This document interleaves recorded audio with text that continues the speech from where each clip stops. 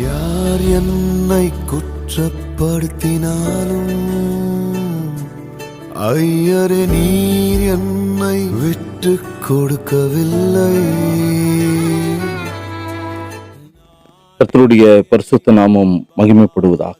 இந்த காலை வேளையிலும் கர்த்தருடைய சமூகத்தில் இருக்கும்படிய கர்த்தர் பாராட்டின மேலான கிருபைக்காக கர்த்தருக்கு நன்றி செலுத்துவோம். எரேமியா தீர்க்கதரிசன புஸ்தகம் 15ஆம் அதிகாரம் 11வது வசனத்திலே இவ்வாறாக வாசிக்கின்றோம். உன்னில் மீதியாய் இருப்பவர்கள் நன்மை அடைவார்கள். தீங்கின் காலத்திலும் நெருக்கத்தின் காலத்திலும் உனக்காக நான் சத்ருவுக்கு எதிர்பட்டு உனக்கு சகாயம் செய்வேன் என்று மெய்யாகவே சொல்லுகிறேன் என்று சொல்லி பார்க்கிறோம். கிறிஸ்துவுக்குள் அன்பான தேவனுடைய பிள்ளைகளை, தீர்க்கதரிசியாய் காணப்பட்டதான எரேமியா தன்னுடைய ஊழியத்தில் தான் சந்தித்ததான கடுமையான பலவிதமான எதிர்ப்புகளின் மத்தியிலும் அவர் மனம் சோர்ந்து போன காணப்பட்ட நேரங்களில் தெய்வ சமூகத்திலே கடந்து வந்து அவர் புலம்பி அழுத பொழுது, தெய்வ சமூகத்திலே காத்திருந்த பொழுது கர்த்தர் அவருக்கு இப்படிப்பட்ட வார்த்தைகளை கொடுத்து அவரை தேற்றுகிறார். எரேமியா தீர்க்கதரிசி யூதா ஜனங்களிடத்திலே தேவனுடைய அந்த எச்சரிப்பையும் நியாய தீர்ப்பையும் உண்மையோடு கூட அவர் மிகவும் கண்டித்து அறிவித்துக் கொண்டு வருகிற ஒரு காலம். இப்படி அவர் அறிவித்த போது அங்கு காணப்பட்டதான ஜனங்களும் தலைவர்களும் அந்த தேச தலைவரும் அவர் சொந்த ஊரை சேர்ந்து காணப்பட்டதான ஜனங்கள் அவரை பகைக்கிறார்கள், பரிகாசம் செய்து துன்பப்படுத்துகிறார்கள்.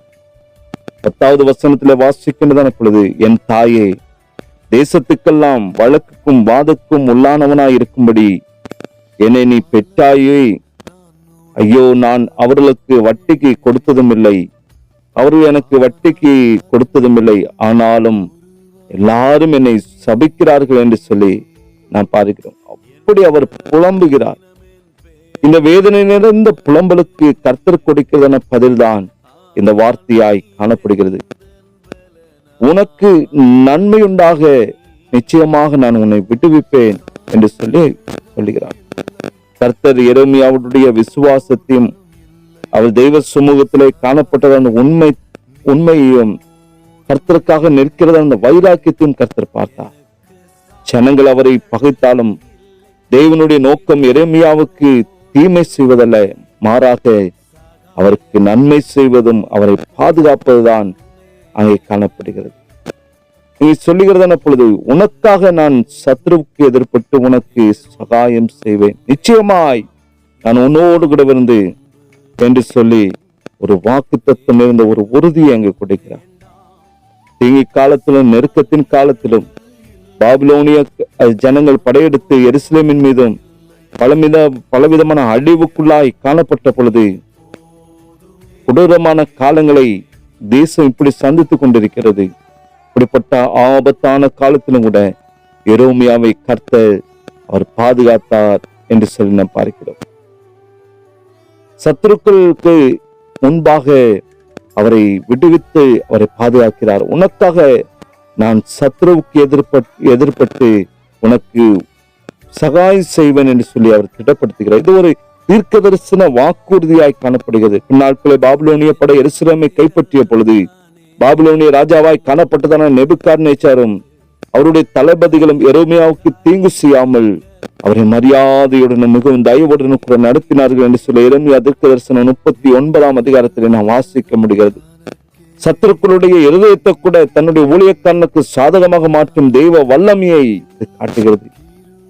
அன்பான தேவனுடைய பிள்ளைகளை, இந்த வார்த்தையின் மூலமாய் பரிசுத்த ஆவியானவர் நமக்கு உணர்த்துகிற காரியம், கர்த்தருக்காக நாம் உண்மையாக வாழ்கின்றதான பொழுது உலகத்தில் காணப்படுகிற ஜனங்கள் உங்களுக்கு எதிராக கடந்து வரலாம், பலவிதமான மன சோர்வுகளை உங்கள் வாழ்க்கையில ஏற்படுத்தலாம்.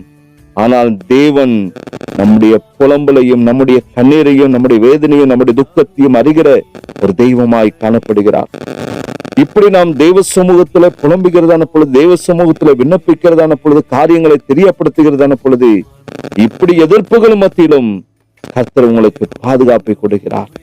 நம்மை சுற்றிலும் பலவிதமான நெருக்கடிகள் காணப்படலாம், எதிர்ப்புகள் இருக்கிறதான பொழுது தேவன் உங்களை ஒவ்வொரு நாட்களும் பாதுகாப்பது மாத்திரமல்ல, எதிராளிகளுடைய கையிலிருந்து ஒவ்வொரு நாட்களும் உங்களை பாதுகாத்து ஒரு வல்லமையோடு கூட அவர் வழி நடத்துகிற தேவன். உனக்கு சகாயம் செய்வேன் என்று சொல்லி ஒவ்வொரு நாளும் சகாயம் செய்யும் தெய்வமாக கர்த்தர் உங்களோடு கூட இருக்கிறார். மனிதர்கள் உங்களை கைவிடலாம். தேவன் தம்முடைய வாக்கு கொடுத்தது, அந்த வாக்கு தத்தம் ஒரு நாளும் மாறாததாய் காணப்படுகிறது. நான் உன்னோடு கூட இருந்து உன்னை வழிநடத்தும் என்று சொன்ன தேவன் நமக்கு சகாயம் செய்யும் கர்த்தராக ஒவ்வொரு நாட்களும் கூடவே இருந்து வழி நடத்துவார். அதனால் தான் கர்த்தர் சொல்லுகிறார், ஜனங்கள் பலவிதமான நெருக்கினாலும் நமக்கு நன்மை செய்யாமல் தீமை செய்தாலும் கர்த்தர் தம்முடைய வார்த்தையின் மூலமாய் சொல்லுகிறார், இப்படிப்பட்ட ஜனங்கள் மத்தியிலே அவர் நமக்கு சத்துருக்களை முறியடித்து உனக்கு சகாயம் செய்வேன், உனக்கு சகாயம் செய்வேன் என்று சொல்லி கர்த்தர் தம்முடைய வார்த்தையின் மூலமாய் திருவிழம் பெற்றுகிறார். அப்படி உதவி செய்கிற, நமக்கு சகாயம் செய்கிற ஒரு கர்த்தர் நம்மோடு கூட வந்து ஒவ்வொரு நாட்களும் உங்களை வழி நடத்துவார். செபிக்கலாமா? நேசிக்கிற அன்பின் பிதாவே, ஆசீர்வாதங்களை கொண்டு வந்து காலை வேலைக்காய் ஸ்தோத்திரப்பா. சகாயம் செய்யும் கர்த்தராக ஒவ்வொரு நாட்களும் நீர் கூடவே இருக்கிற நமக்கு நன்றி செலுத்துகிறோம். பல விதத்திலும் நெருக்கங்கள் வரலாம், தீமை செய்வார் எழும்பலாம் ஆண்டவரே.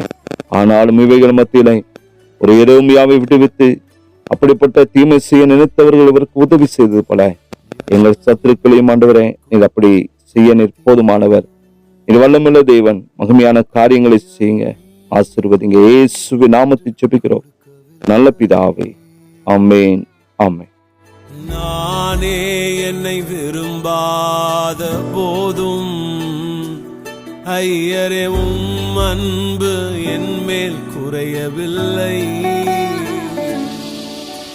உதாசீனமாய் என்னை உதறித் தள்ளின போதும் நீர் என்னை சேர்த்து கொண்டீர். உதாசீனமாய் என்னை உதறித் தள்ளின போதும் நீர் என்னை மகனே என்றீர். உம் அன்பு போதும் வேறொன்றும் வேண்டாம், நேசரின் அன்பு போதும் வேறெதுவும் வேண்டாம்.